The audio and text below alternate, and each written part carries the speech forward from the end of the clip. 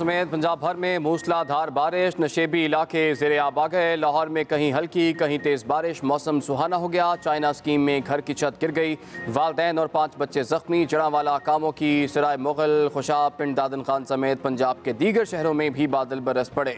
कराची में भी बादलों का राज, कहीं बारिश तो कहीं बूंदाबांदी।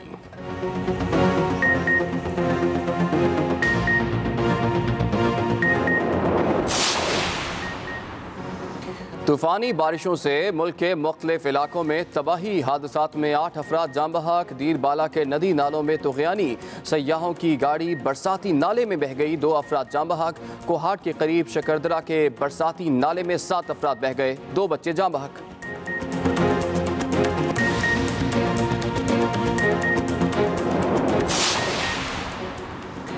पाकिस्तान में कोरोना केसेस और अमवात में इजाफा, मोहलिक वायरस मजीद 37 जाने ले गया। 24 घंटों में 2145 केसेस रिपोर्ट। NCOC के मुताबिक मुल्क भर में मुस्बत केसेस की शरह 5.25% तक पहुँच गई।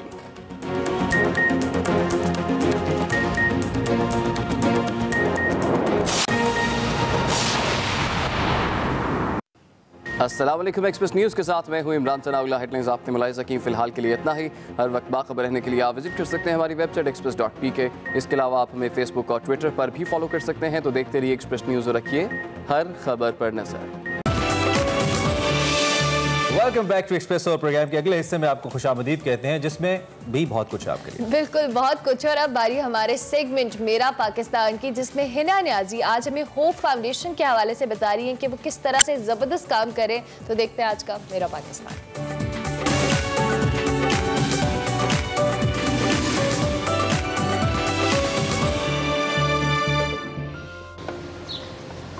अस्सलाम वालेकुम नाज़रीन। किसी भी शख्स का माजूर हो जाना हमारे माशरे में उसकी नाकामी और बेकारी से मुंसलिक किया जाता है। माजूरी की वजह से लोगों की चलती ज़िंदगी का पहिया रुक जाता है। आज मैं होप रिहेबिलिटेशन सेंटर में मौजूद हूँ, जो माजूर अफराद को मसनूई अज़ा फराहम करके उनको ज़िंदगी में आगे बढ़ने में बहुत मदद करते हैं। आइए चल के जानते हैं कि होप रिहेबिलिटेशन सेंटर किस तरह से काम कर रहा है।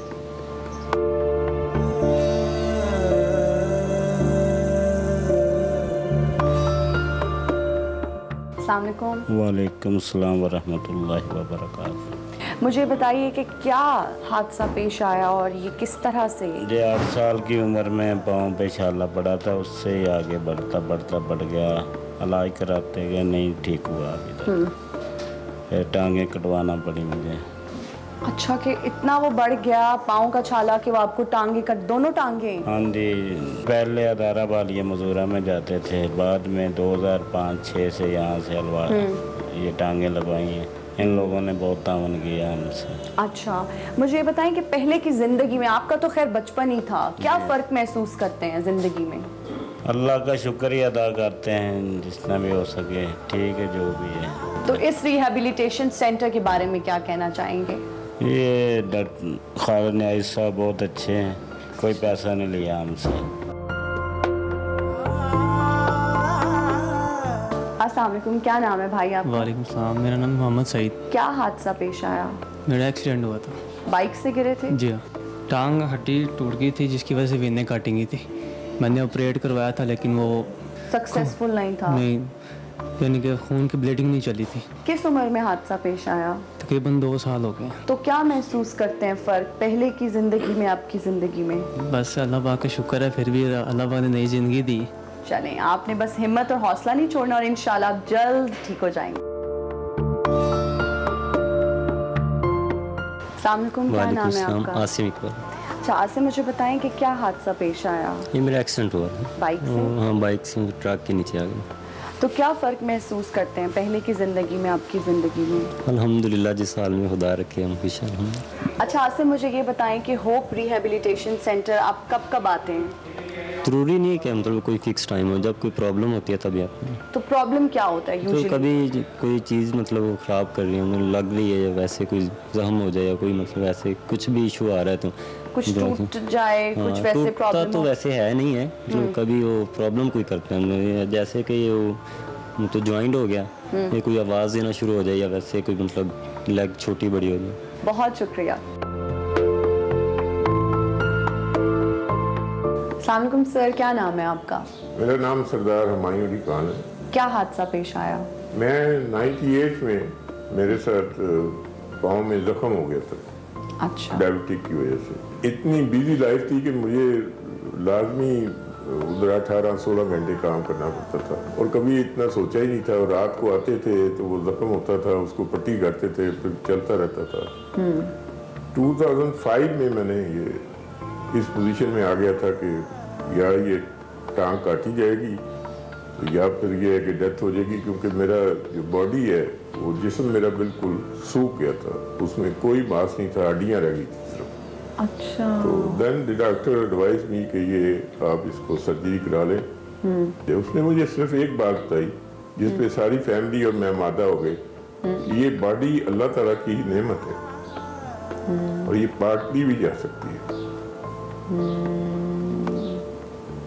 बिल्कुल जी। तो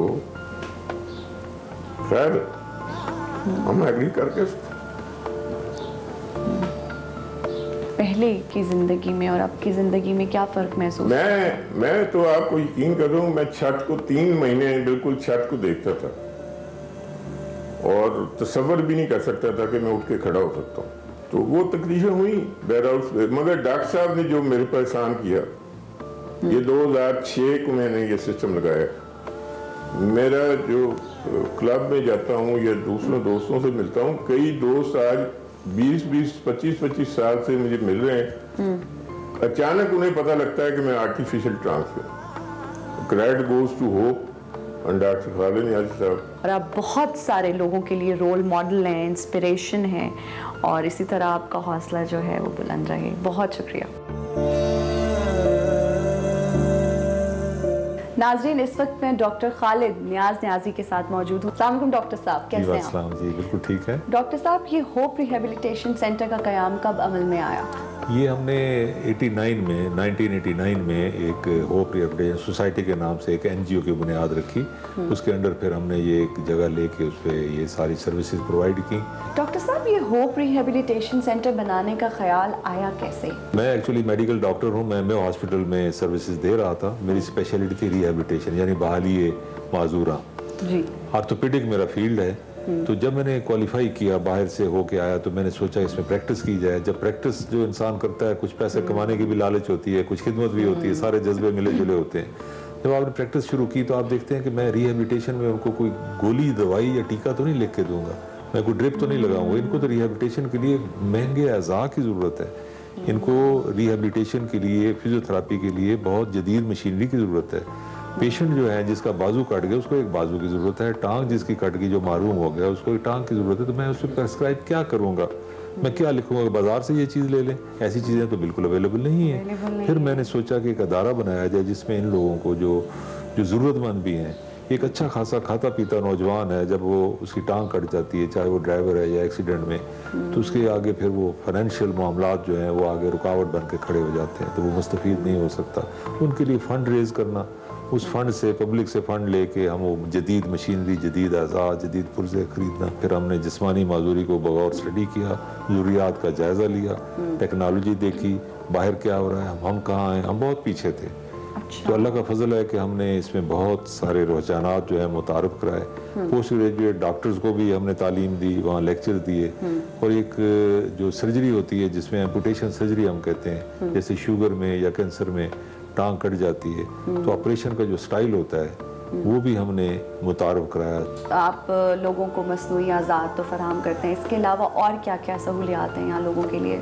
हमारे यहाँ एक मसनूई आज़ाद 2 किस्म के होते हैं। एक है किसी शख्स या किसी पेशेंट की किसी वजह से उनका जो लिम्स हैं या वो ज़ाया हो गए। अपर लिम्स हो सकते हैं जिसमें बाजू, हाथ या कोहनी या शोल्डर है। लोअर लिम्स में टांग ज़ाया हो गई, आधी कट गई, किसी वजह से पूरी ज़ाया हो गई या पाँव ज़ाया हो गया। दूसरी सर्विसेज हैं जो इंसान ठीक होता है लेकिन उसमें अज़ा में कमज़ोरी वाक़ई होती है, पैदाइशी तौर पे। पैदाइशी भी हो सकती है, बाद में हो सकती है। सबसे कॉमन एग्जांपल पोलियो है।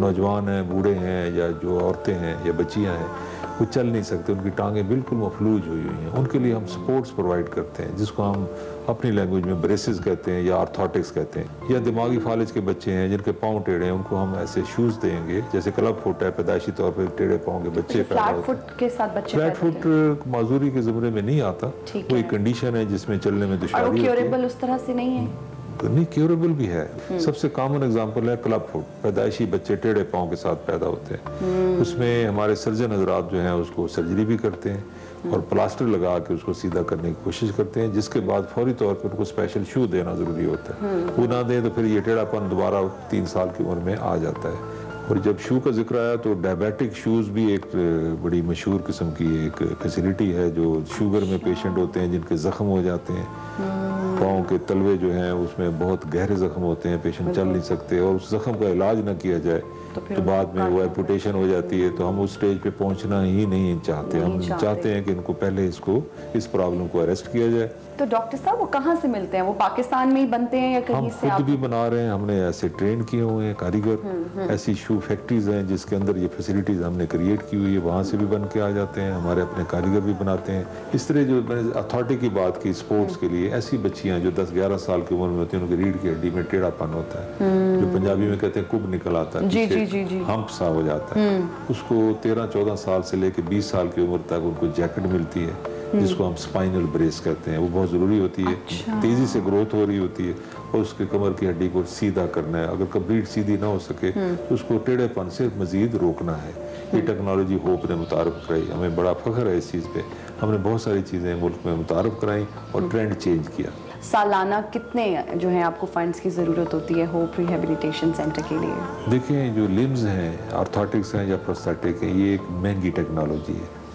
इस पे बहुत कास्ट आता है, इसको फैब्रिकेशन पे लेबर भी बहुत लगती है और बहुत ज़्यादा मटेरियल जो है वह इम्पोर्टेड है।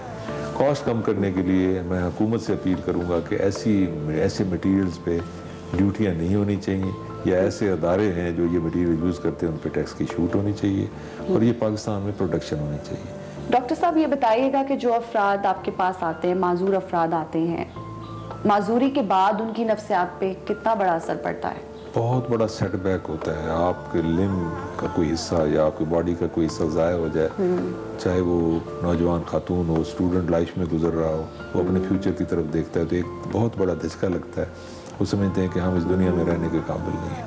कोई खातून है, उसका घर बर्बाद हो सकता है, वो माजूर हो गई है तो वो सोचती है कि मेरा घर बर्बाद हो जाएगा। उसका मियाँ अगर माजूर है तो खातून भी सोचती है। तो ये नफ्सियात तो इंसान के साथ जुड़ी हुई है। डॉक्टर साहब ये बताइएगा कि अभी तक कितने माजूर अफराद को आप लोग मसनूई अज़ा लगा चुके हैं? देखिए, हमारे पास जो प्रोस्थेटिक्स केसेस हैं वो 4 से 5 या एवरेज डेली आते हैं, और जो आर्थोटिक्स हैं जैसे पोलियो ब्रेसेस हैं, स्पाइनल जैकेट्स हैं, क्लब फुट के शूज़ हैं, उसकी तादाद बहुत ज़्यादा है। ठीक हो गया, बहुत शुक्रिया सर आपके टाइम। मोस्ट वेलकम जी, बहुत मेहरबानी आपकी।